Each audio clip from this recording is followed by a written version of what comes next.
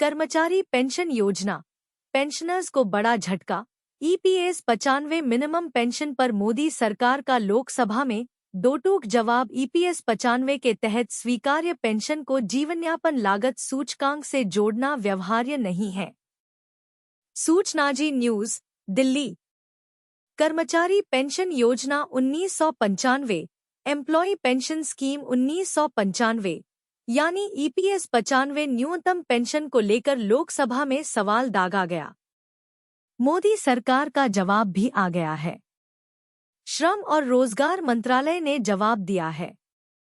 EPF pension में न्यूनतम वृद्धि के बारे में सांसद राजा ने प्रश्न पूछा था। प्रश्न था कि श्रम और रोजगार मंत्री बताएंगे कि क्या सरकार को कर्मचारी भविष्य निधि ईपीएफ द्वारा न्यूनतम पेंशन में वृद्धि किए जाने के संबंध में मजदूर संघा, जनप्रतिनिधियों जैसे हितधारकों से मांगे प्राप्त हो रही हैं। क्या सरकार निर्वाह लागत सूचकांक में वृद्धि और मजदूरी में वृद्धि के मद्देनजर कर्मचारी भविष्य निधि अभिदाताओं के लिए न्यूनतम पेंशन में वृद्धि करने पर सकारात्मक रूप से विचार करेगी? क्या सरकार कर्मचारी भविष्य निधि संगठन employees provident fund organisation pension गणना फार्मूले में संशोधन करेगा, क्योंकि वर्तमान फार्मूला पेंशन भोगियों के प्रति मनमाना और पक्षपातपूर्ण है? यदि हाँ, तो तत्संबंधी ब्यौरा क्या है? इन सवालों का जवाब श्रम और रोजगार राज्य मंत्री शोमा करांदलाजे ने सदन में प्रस्तुत किया। कहा, विभिन्न हितधारकों से कर्मचारी पेंशन योजना ईपीएस 1995 के तहत न्यूनतम पेंशन बढ़ाने हेतु विभिन्न अभ्यावेदन प्राप्त हुए हैं। कर्मचारी पेंशन योजना ईपीएस 1995 ईपीएस 95 एक परिभाषित अंशदान परिभाषित लाभ सामाजिक सुरक्षा योजना है।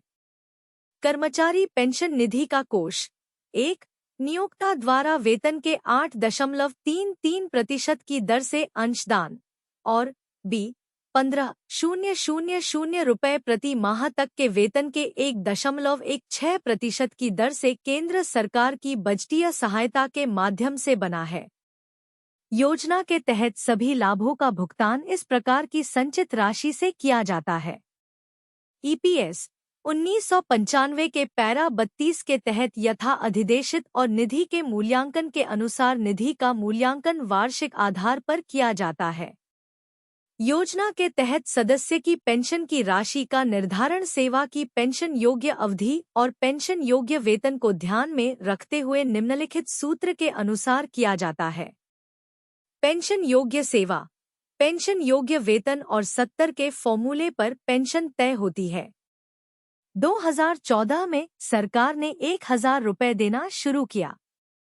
यह स्पष्ट है कि पेंशन की राशि पूर्व निर्धारित फॉर्मूले पर आधारित है।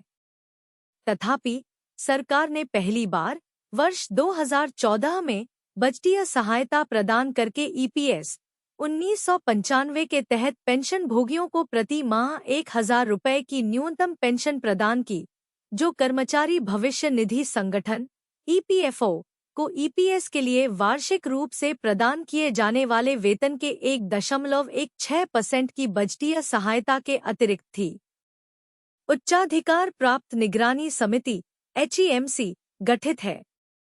कर्मचारी पेंशन योजना ईपीएस 1995 के पेंशन भोगियों की मांगों पर विचार करते हुए सरकार ने ईपीएस 1995 के पूर्ण मूल्यांकन और समीक्षा के लिए एक उच्चाधिकार प्राप्त निगरानी समिति एचईएमसी का गठन किया।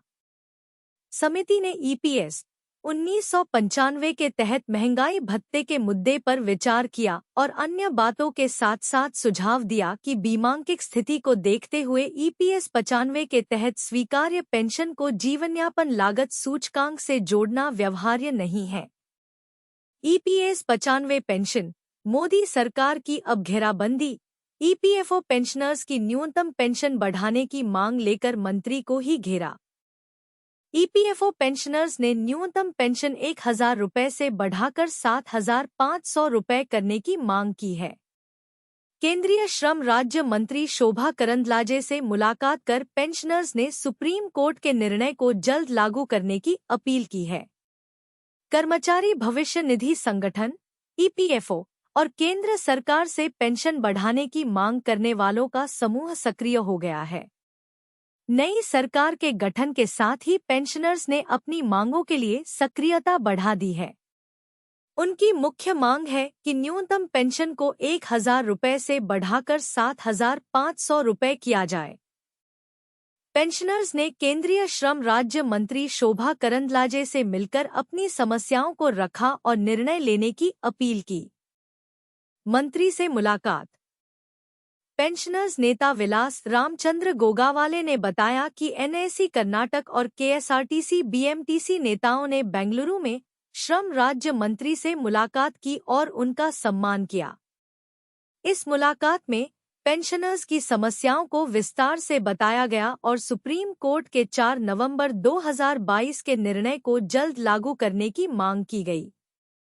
ईपीएस 95 पेंशन भोगियों की समस्याएं एनएसी के राष्ट्रीय मुख्य समन्वयक रमाकांत नरगुंड, प्रदेश अध्यक्ष स्वामी और बीएमटीसी केएसआरटीसी के अध्यक्ष नानजुंडेगौड़ा ने पेंशनर्स की दयनीय स्थिति के बारे में चर्चा की।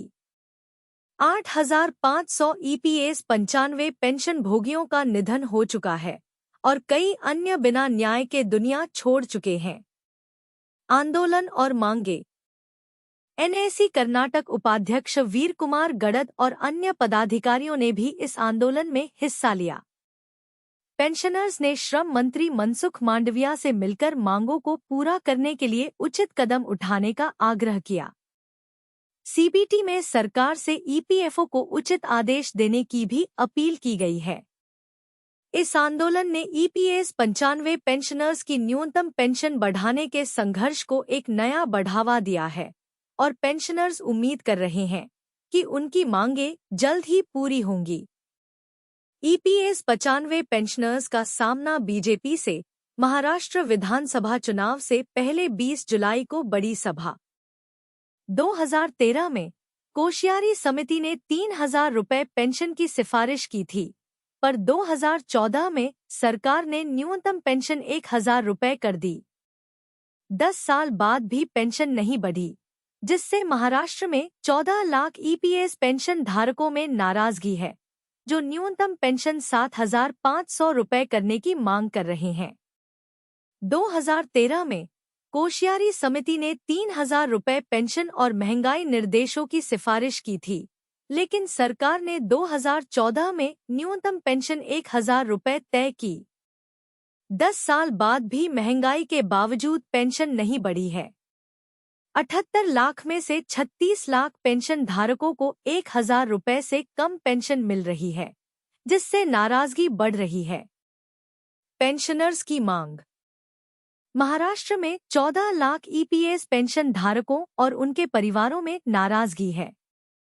विलास रामचंद्रा गोगावले ने दावा किया है कि ईपीएस 95 पेंशन को 1,000 रुपये से बढ़ाकर 7,500 रुपये न करने से पेंशनर्स को भारी आर्थिक नुकसान हो रहा है। पेंशनर्स का कहना है कि केंद्र सरकार ने उनके मुद्दों पर ध्यान नहीं दिया है। क्रमिक उपवास और विरोध। बुल्डाना मुख्यालय पर 5 साल से अधिक समय से क्रमिक उपवास चल रहा है। पेंशनर्स की मांग है कि न्यूनतम पेंशन 7,500 रुपये और डीए के साथ हो, मुफ्त चिकित्सा सुविधा मिले और उच्च पेंशन का प्रावधान हो। चुनाव से उम्मीदें। पेंशनर्स को उम्मीद थी कि उनकी मांगें लोकसभा चुनाव से पहले पूरी हो जाएंगी, लेकिन ऐसा नहीं हुआ। अब महाराष्ट्र में विधानसभा चुनाव के चलते राज्य सरकार से मॉनसून सत्र में उनकी मांगों को पूरा करने की अपील की जा रही है, ताकि नाराजगी को कम किया जा सके। ईपीएस 95 पेंशन धारकों की मांगों पर ध्यान न देने से उनकी नाराजगी बढ़ रही है। उनकी आर्थिक स्थिति को सुधारने के लिए न्यूनतम पेंशन बढ़ाना और अन्य सुविधाएं प्रदान करना आवश्यक है। Old pension news. पुरानी पेंशन योजना पर लोकसभा से आई बड़ी खबर। बजट के पहले और बजट में वित्त मंत्री से ऐलान। Old pension news. पुरानी पेंशन बहाली को लेकर इस बजट से कुछ तो खुशखबरी जरूर मिलेगी, ऐसा कर्मचारी और पेंशन भोगी सोच रहे थे, लेकिन कर्मचारियों के खुशखबरी पर जैसे नजर लग गई हो। दरअसल बजट पेश होने से पहले और बजट पेश होने के बाद कर्मचारियों को 440 वोल्ट का झटका लगा है। दरअसल लोकसभा में प्रश्नकाल के दौरान पुरानी पेंशन को लेकर वित्त मंत्री से प्रश्न पूछा गया।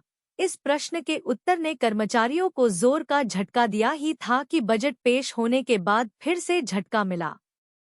आपकी जानकारी के लिए बता दूं कि 1 जनवरी 2004 के बाद जिन कर्मचारियों की भर्ती हुई है, ऐसे कर्मचारियों को पुरानी पेंशन की जगह नई पेंशन दी जाती है।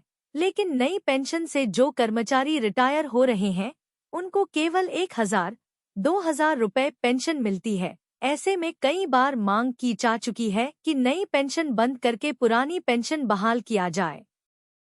लोकसभा में सांसद प्रणीति सुशील कुमार शिंदे ने उठाया इस मुद्दे को।